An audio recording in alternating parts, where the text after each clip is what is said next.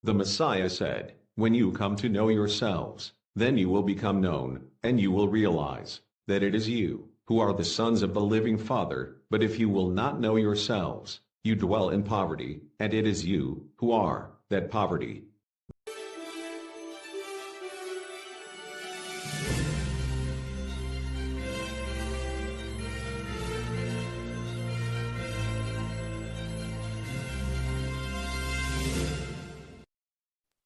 Maraming pong prayer dyan.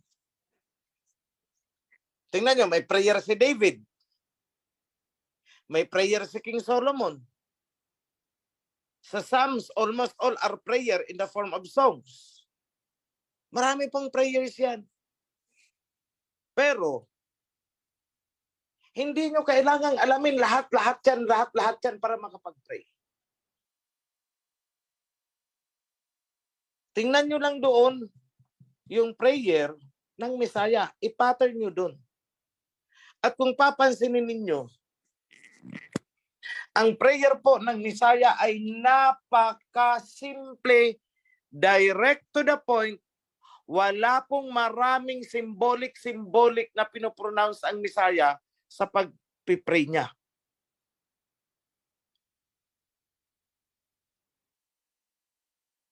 Tingnan nyo, may nag-prayer dyan noon. Aba, hubad kami sa iyong harapan. Ano? Hubad daw sa kanyang harapan? Anong pinagsasabi ng... Ayoko na lang pangalanan. At para na siyang nagdideclamation, na parang nagmumonolog, na nagdadrama, na ewan ko, umiiyak nang wala man dapat iiyak habang nagpipray. Pinipersecute ako ni Prime.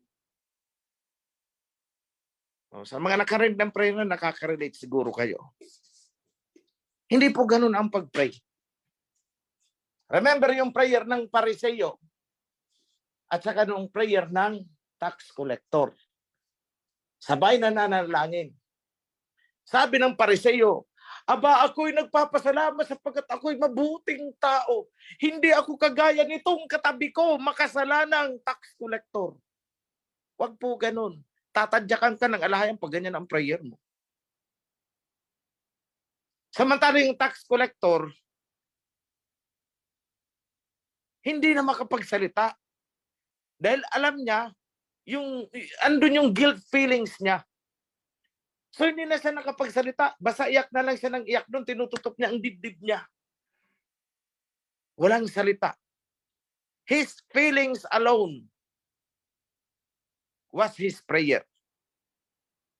At yun ang kinalugdan ng Aba. At hindi yung flowery, mapabulaklak na mga panalita na parang tila ba binubola pa ang alahaya. Ang pagmamahal mo ay tila isang samyu ng magbangong bulaklak. Kailangan mo bang sabihin yan sa alahayam during your prayer? May ganyan bang pamamaraan ng pananalangin ang Messiah na itinuro sa atin? Hypocrisy po yun. Nasa YouTube naman, pakinggan nyo. Pakinggan nyo. Sige, bigay nyo ang link. Kaya nga gusto kong itong tanong ko sa sarili ko. Kung ang taong ito ay nananalangin, na alam niyang walang nanunood sa kanya, ganito din kaya ang kanyang pananalangin style? Dahil kung ang sagot ay hindi, ay kaipokrituhan ito. Nagdadrama sa harap dahil alam niyang may nanunood. May nakikinig sa kanyang prayer. Wag po ganon. Dahil ang ating alahayam is galit na galit sa hypocrisy, na aalibadbaran siya sa ganyang style. Babylonian na Babylonian. Wag po ganon. Oh, yung mga diyan sa inyo ha, mga ex-pastor tuloy. Ex-pastor sa Babylonian. You know how you pray there. Alam niyo yan. At alam ko yan. Dahil ako'y galing sa SDA. Ay talaga naman. Pag nag-prayer ang mga pastor, ay nako, makabagbag damdamin talaga. Puso mo hanggang bito ka mo, yumayanig.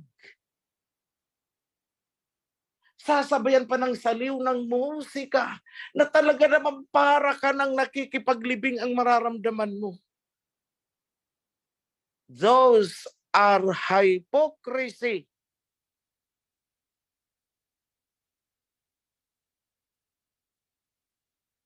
Kaya nga, tanong ko, ang taong ito, ganyan din kaya siya manalangin sa loob ng kanyang kwarto? Ako po ay hubad sa inyong harapan. Ibaba mo ang apoy upang maramdaman namin ang iyong pagmamahal. Ano? Ibaba ng alhayam ang kanyang apoy para maramdaman daw natin ang pagmamahal. Nakita niyong pabulaklak na na pananalita? Itigil-tigil niyo po 'yan.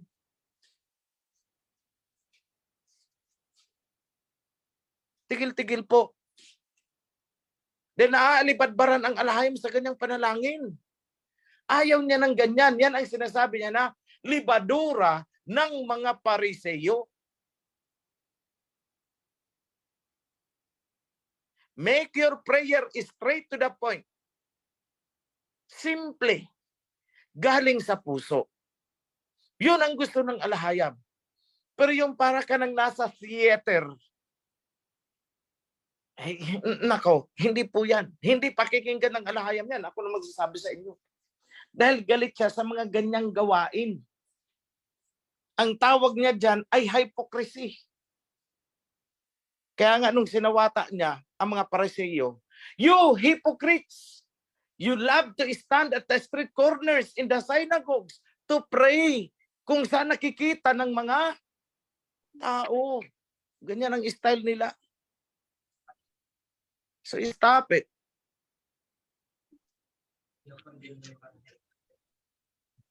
Kaya nga ako sabi ko sa inyo, alam niyo, ako'y hindi marunong mag-pray ng ganyang style.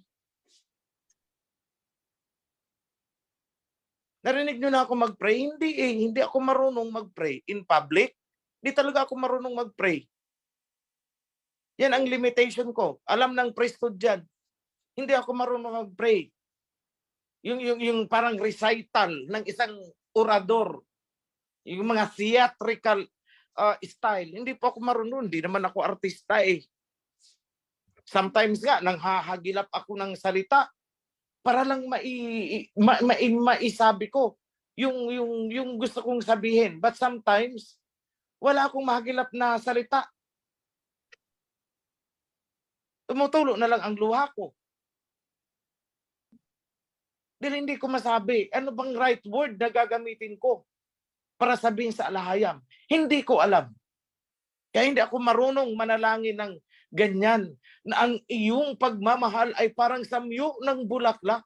Ibaba mo ang iyong apoy para maramdaman ng lahat ang iyong pagmamahal. Wala akong ganun. Sorry, hindi talaga ako marunong nun. That's why I don't pray in public. I don't pray in public. I don't pray in the hearing of people. Dahil baka pagtawanan lang ang prayer ko. Yung pala si King OH mag-prayer. Ano ba naman yun? Walang kalatoy-latoy.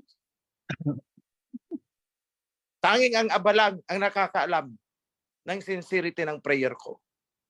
Yun lang ang masasabi ko. Kaya ang ano ko sa mga mga priests, when you pray, make it simple, straightforward. Tulad ng kung paanong ipinalangin ng Misaya yung kawan. Ganun lang.